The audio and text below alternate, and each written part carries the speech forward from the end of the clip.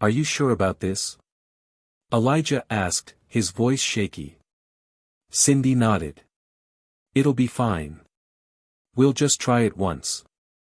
Elijah pulled out his phone and played the video again. They watched in silence, their eyes fixed on the screen. When the people in the video started removing their clothes, Cindy glanced at Elijah nervously. Should we do that too? She asked. Elijah hesitated but nodded. I guess so. Slowly, they followed what they saw in the video. As they lay on the bed, Elijah went on top of her and he tried to do the same thing he saw on the video, but Cindy suddenly winced and pulled away. Stop, she cried out loudly, tears welling up in her eyes. It hurts so much, could you remove it slowly? Elijah did as he was told, panic written all over his face. I'm sorry. Are you okay?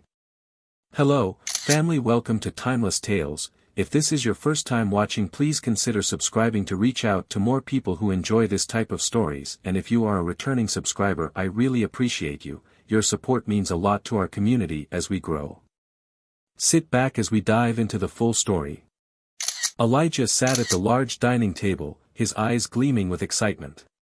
His father was seated across from him, sipping coffee, while his mother prepared breakfast in the kitchen.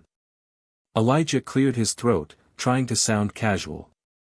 Dad, he began, I've been thinking. I really need a smartphone for schoolwork. Some of my classmates already have one, and it helps them with research and assignments. His father looked up from his newspaper, adjusting his glasses. A smartphone? What happened to the family computer? Elijah hesitated. Well, it's not always convenient, and sometimes Cindy and I need to check things quickly for homework. It would really help. His mother chimed in from the kitchen, is it really for school, Elijah? Or do you just want to play games like the other kids? Elijah laughed nervously. No, Mom. I promise. It's for school. His father looked thoughtful, then smiled. We'll see about it, Elijah. Maybe later this evening. Elijah tried to hide his excitement, but the grin on his face was impossible to miss. He knew his parents always came through for him. Later that evening, true to his father's word, a sleek new smartphone was placed in Elijah's hands. His eyes widened in awe as he turned it on, marveling at the bright screen and endless possibilities. Thanks, Dad. Thanks, Mom. This is amazing. Use it wisely, his father warned, his tone serious. No wasting time on unnecessary things. Of course. Elijah replied eagerly. The next morning, Elijah was still on cloud nine as he showed off his new phone to Cindy. They were walking to school together, as usual, their backpacks slung over their shoulders. Wow, Cindy said, her eyes lighting up. That's such a cool phone. I wish my parents would get me one. Maybe they will, Elijah said, trying to sound modest. I mean, it's really helpful for school. Cindy laughed. You're lucky. My mom would probably just tell me to borrow a book from the library. Elijah and Cindy had been inseparable since they were kids. Their families lived next door, separated only by a low fence. Their mothers were best friends, often spending afternoons under the mango tree, chatting about everything from family gossip to cooking tips. On this particular day, after school, Cindy came over to Elijah's house to do their math homework. As they settled on the floor of Elijah's room, Elijah couldn't help but keep glancing at his phone. Are you going to help me or not? Cindy asked, waving a pencil in his face. I am, Elijah said, distracted. I just need to check something real quick. Cindy rolled her eyes. Fine. But don't leave me hanging like last time. As Cindy worked on a problem, Elijah began exploring his phone. He typed random things into the search bar, testing its speed and capabilities. That's when he stumbled upon a thumbnail that caught his eye, a blurry image of people in an unfamiliar setting. Curious, he clicked on it. The screen filled with movement, and Elijah froze. He had never seen anything like this before. His heart raced, and he quickly turned the phone away, hoping Cindy wouldn't notice. "What are you doing?" Cindy asked, leaning over. "Nothing," Elijah said quickly, but his tone betrayed him. "Come on, show me," Cindy insisted, pulling at his arm. Reluctantly, Elijah showed her the screen. Cindy stared, confused. "What is that? What are they doing?" I don't know," Elijah stammered. "I've never seen this before." They both watched in silence for a moment, their faces a mix of curiosity and confusion. "This is weird," Cindy said finally, leaning back. "Why would anyone make a video like that?" "I don't know," Elijah said, shaking his head. "But it's interesting." Cindy frowned. "Should we even be watching this?" Before Elijah could answer, they heard the sound of footsteps approaching the house. Panicked, Elijah tried to close the video but accidentally turned up the volume instead. "Turn it off," Cindy whispered urgently, her heart pounding. "I'm trying," Elijah hissed, fumbling with the phone. Just as he managed to stop the video, his mother walked into the room. She looked at them suspiciously. "What are you two up to?" Just doing homework," Elijah said quickly, holding up his math book as proof. His mother's eyes narrowed. "I heard something just now." "What was that?" "It was an online tutoring video," Elijah said, his voice shaky. His mother paused, then shrugged. "All right. Just make sure you finish your homework. Cindy, your mom is calling you. She wants you to get some bread from the store." Relieved, Cindy grabbed her things and left. That night, Elijah lay in bed, staring at his phone. He couldn't stop thinking about the video. What was it? Why had it made him feel so strange? The next day at school, Cindy brought it up again. "So, about that video," she began hesitantly. "What about it?" Elijah asked, pretending to be uninterested. "Well," Cindy said, lowering her voice, "it was different. I've never seen anything like that before." "Me neither," Elijah admitted. Cindy hesitated, then said, "Do you think people actually do stuff like that?" Elijah shrugged. "I guess so. I mean, there are lots of videos like it." "Really?" Cindy asked, her eyes widening. "Yeah," Elijah said. "I saw some others pop up too. Do you want to watch one again?" Cindy thought about it for a moment, then nodded. "Okay. But just one." That evening, Cindy convinced her mother to let her go to Elijah's house to work on homework. Elijah was waiting for her, phone in hand.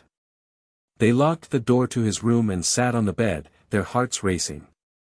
As the video played, they asked each other questions in hushed tones, trying to make sense of what they were seeing. "Why are they doing that?" Cindy asked. "I think they like it," Elijah guessed. "But why would anyone like that?" Cindy pressed. "I don't know," Elijah admitted. "Maybe we're too young to understand." The tension in the room was palpable, but they didn't stop watching. For some reason, neither of them could look away. When they heard footsteps again, they quickly shut off the phone. This time, Elijah's father was home. "Are you two still doing homework?" he called from the hallway. "Yes," they shouted in unison, their voices shaky. Over the next few days, Cindy and Elijah couldn't stop thinking about the video. It became their little secret, something they didn't share with anyone else. But their curiosity was growing, and neither of them knew how to handle it.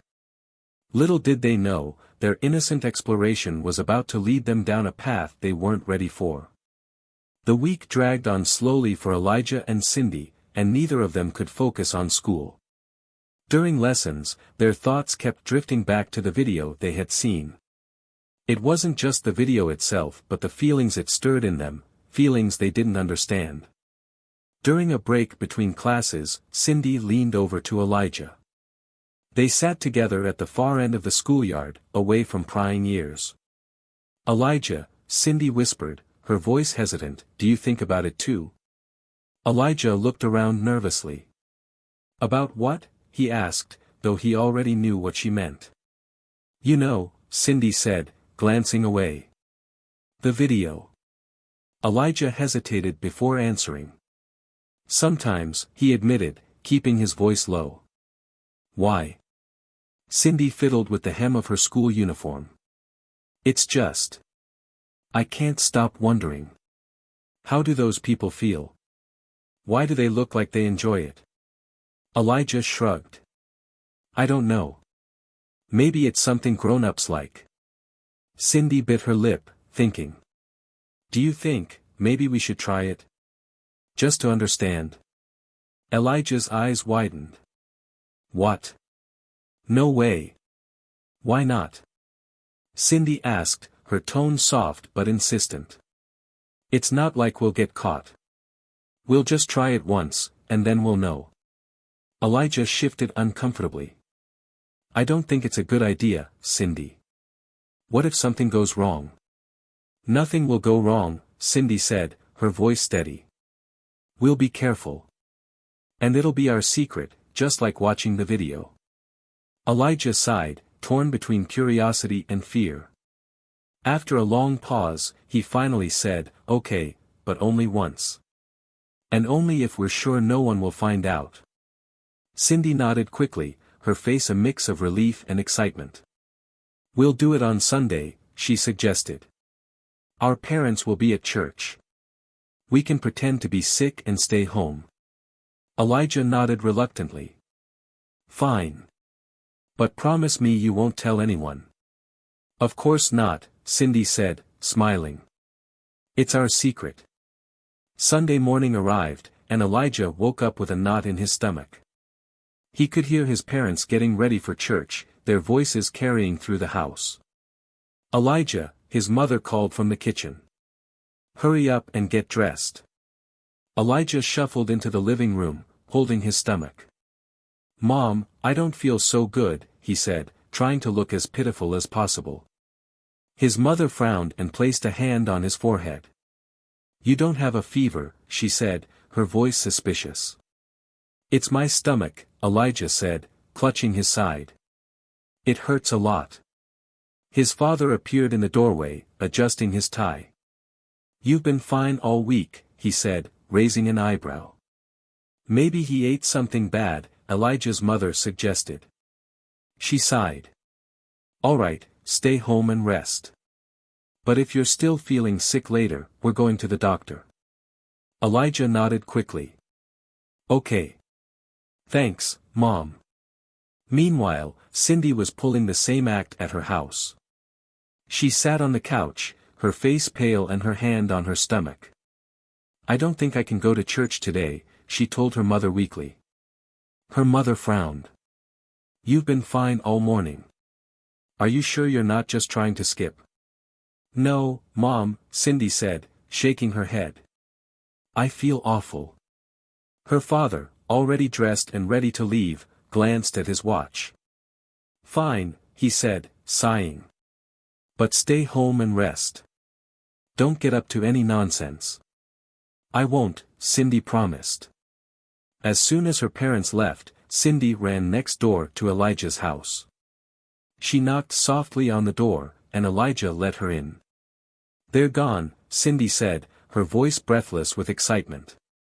Mine too, Elijah replied. But we have to be careful. Let's lock the doors. They went around the house, locking every door and window. Elijah even drew the curtains in his room before sitting on the bed with Cindy. Are you sure about this? Elijah asked, his voice shaky. Cindy nodded. It'll be fine.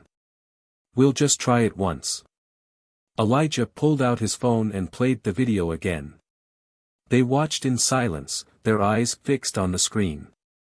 When the people in the video started removing their clothes, Cindy glanced at Elijah nervously. Should we do that too? She asked. Elijah hesitated but nodded. I guess so. Slowly, they followed what they saw in the video. As they lay on the bed, mimicking the actions, Cindy suddenly winced and pulled away. Stop, she cried, tears welling up in her eyes. It hurts. Elijah jumped back, panic written all over his face. I'm sorry. Are you okay? Cindy wiped her eyes, nodding. I think so. Let's just stop. Yeah, Elijah agreed, his hands shaking. This was a bad idea. They quickly dressed and sat in silence, the air between them heavy with tension. The next day at school, neither of them could look the other in the eye. During lunch, Cindy sat at the far end of the cafeteria, and Elijah stayed with his classmates. The weight of what they had done hung over them like a dark cloud. By the end of the week, Cindy couldn't take it anymore. She found Elijah near the school gate and pulled him aside. Why are you avoiding me? She asked, her voice filled with hurt. I'm not avoiding you, Elijah said, though his tone was unconvincing. Yes, you are, Cindy insisted. You haven't spoken to me all week. Is it because of what happened? Elijah sighed, looking at the ground. I just feel bad about it. I shouldn't have let it happen. It wasn't just you, Cindy said softly. I wanted to do it too. We both made the decision. Elijah looked up at her, his eyes filled with guilt. I'm sorry, Cindy. I didn't mean to hurt you. Cindy nodded. I know. And I'm not mad at you. But I've been thinking about it a lot. I can't stop wondering if maybe we didn't do it right. The people in the video looked happy, but we weren't. Elijah frowned. What are you saying? I'm saying, maybe we should try again, Cindy said hesitantly. Elijah stared at her in disbelief. Are you serious? Cindy nodded. This time, we'll take it slow. Maybe it'll be better. Elijah hesitated, his mind racing. After a long pause, he finally said, okay. But we have to be extra careful. No one can find out. Agreed, Cindy said, a small smile playing on her lips. The next week, Cindy convinced her mother to let her visit Elijah after school. We have a big math assignment, she explained. Elijah's better at it than me. Her mother, trusting the long-standing friendship between the families, agreed. When Cindy arrived at Elijah's house, he was already waiting for her in his room. This time, they decided to try a different approach. Let's go to the bathroom, Elijah suggested. It feels safer. They locked the bathroom door and turned off all the lights in the house except for the one in the bathroom. The tension was thick as they nervously followed the steps from the video again. This time, Cindy didn't cry, and Elijah felt more confident. When they were done, they sat on the bathroom floor, their hearts pounding. How do you feel? Elijah asked, his voice shaky. I don't know, Cindy admitted. It was different. But I think I liked it. Elijah nodded. Me too. But we can't tell anyone, okay? Of course, Cindy said. It's our secret. But secrets have a way of coming to light, and theirs was no exception. Cindy's life had taken a turn she couldn't understand. Her morning started with nausea, her appetite had all but vanished, and she felt exhausted no matter how much she rested. Her once bright demeanor dimmed, and even her friends at school noticed. During dinner one night, her mother eyed her with concern. Cindy, you've barely touched your food, her mother said, her voice tinged with worry. This isn't like you. Are you feeling sick? Cindy pushed the food around on her plate. I'm fine, Mom. Just tired. Her father frowned. You've been tired 4 weeks now. This isn't normal. If you don't feel better soon, we're going to the doctor. Cindy's hands trembled as she nodded. She wanted to deny it, to say she was okay, but deep down, she knew something was very wrong. That night, as Cindy lay in bed, tears streamed down her face. Her thoughts raced with fear and guilt. What if, she whispered to herself, unable to even finish the thought. The following day, Cindy's mother took her to the clinic. Cindy sat nervously in the waiting room, her hands cold and clammy. When her name was called, she followed the nurse into the examination room, her heart pounding with every step. The doctor asked routine questions, ran some tests, and then left the room. Cindy sat in silence, her mother beside her, looking increasingly worried. When the doctor returned, his expression was serious. He sat down across from them, his voice gentle but firm. "Mrs. Green," he began, "the test results show that Cindy is pregnant." The words hit Cindy like a punch to the stomach. Her mother's face turned pale, her eyes wide with shock. "Pregnant?" she repeated, her voice trembling. "That's not possible. She's just a child." Cindy's eyes filled with tears as she looked down at her hands. "I didn't mean for this to happen, Mom," she whispered. "I didn't know." Her mother's shock turned to anger. "Didn't know? Cindy, how could you let this happen? Who's responsible for this?" Cindy's voice broke as she confessed. "It was Elijah. We didn't mean to. We saw some videos on his phone, and we copied what we saw." Mrs. Green stood abruptly, her hands shaking. "Videos?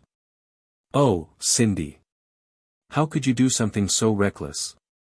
"I'm sorry," Cindy sobbed. "I didn't know this could happen." Her mother's expression softened, but only slightly. She took a deep breath and said, "We're going to Elijah's house. His parents need to know what's going on." When they arrived at Elijah's house, Mrs. Green knocked loudly on the door, anger and frustration evident in her face. Elijah's mother opened the door, startled by their appearance. "Mrs. Green, what's wrong?" Elijah's mother asked. "Where is Elijah?" Mrs. Green demanded. "He's upstairs." "Why?" "We need to talk." "This is serious," Mrs. Green replied, stepping inside. Elijah's father joined them in the living room, confused by the tension. When Elijah was called downstairs, he appeared cautiously, his eyes darting between Cindy and her mother. "What's going on?" Elijah's father asked. Mrs. Green wasted no time. "Your son got my daughter pregnant," she said bluntly. Elijah froze, his face pale as he stammered, "Pregnant? I didn't mean for that to happen." Elijah's parents looked at him in shock. "What is she talking about, Elijah?" his father asked. Elijah hesitated, then admitted, "We watched some videos on my phone, and we tried to do what we saw." "Videos? What kind of videos?" his mother asked, her voice trembling. Elijah lowered his head, too ashamed to answer. Mrs. Green sighed, her anger giving way to exhaustion. "What's done is done," she said. "But now we have to figure out how to handle this." The room was tense as the families discussed the situation. Elijah's father broke the silence. "We're deeply sorry for what's happened," he said, his voice steady. "We'll take responsibility for this. Whatever Cindy and the baby need, we'll make sure they're supported." Mrs. Green nodded reluctantly. "Thank you. But this isn't just about money. These kids made a mistake, a big one. They're not ready to be parents." Elijah's mother spoke up, her voice soft but firm. "You're right. But they've made their choice, and we need to help them grow from it. When the time comes, we'll pay Cindy's bride price, and they can marry if they choose to. For now, we'll focus on helping them finish school and prepare for the baby." Cindy's mother sighed, her expression softening. "I just want what's best for my daughter. And for this child." Elijah turned to Cindy, his eyes filled with guilt. "I'm sorry," he said softly. "I never wanted to hurt you." Cindy nodded, tears in her eyes. "I know. I'm sorry too." Over the following weeks, the two families worked together to adjust to the new reality. Cindy's mother supported her through the pregnancy, making sure she stayed healthy and attended school as much as she could. Elijah's parents disciplined him strictly, taking away his phone and enrolling him in counseling to help him understand the weight of his actions. At school, Cindy and Elijah faced whispers and judgmental stares from their classmates. They leaned on each other, finding strength in their shared responsibility. One afternoon, as they sat under the mango tree in Elijah's yard, Cindy looked over at him. "Do you think our parents will ever trust us again?" Elijah sighed. "I don't know. But I think they forgive us, in their own way." Cindy smiled faintly. "It's just hard. I wish I could go back and undo everything." Elijah looked at her, his voice steady. "Me too. But all we can do now is try to be better, for the baby." Months later, Cindy gave birth to a healthy baby boy. Both families came together to celebrate the new life, putting aside their differences to support Cindy and Elijah. The baby brought unexpected joy, and the families grew closer than ever. Cindy returned to school with the help of her family, determined to build a better future for herself and her son. Elijah worked hard too, taking part-time jobs to contribute to the baby's care. One evening, as Cindy and Elijah sat under the mango tree, their baby sleeping in Cindy's arms, she looked over at Elijah. "Thank you," she said softly. "For what?" Elijah asked, confused. "For not giving up on us," Cindy replied. Elijah smiled, reaching over to gently touch the baby's tiny hand. "We're a team, Cindy. We'll always be a team." Morals of the story. Life can change in an instant, especially when choices are made without understanding their consequences. But even in the face of hardship, love, forgiveness, and determination can pave the way for healing and growth. This story serves as a reminder that while mistakes can't always be undone, they can teach powerful lessons. With the support of family and the will to move forward, even the most difficult challenges can lead to a brighter future. Thanks for finishing the video. Till next time.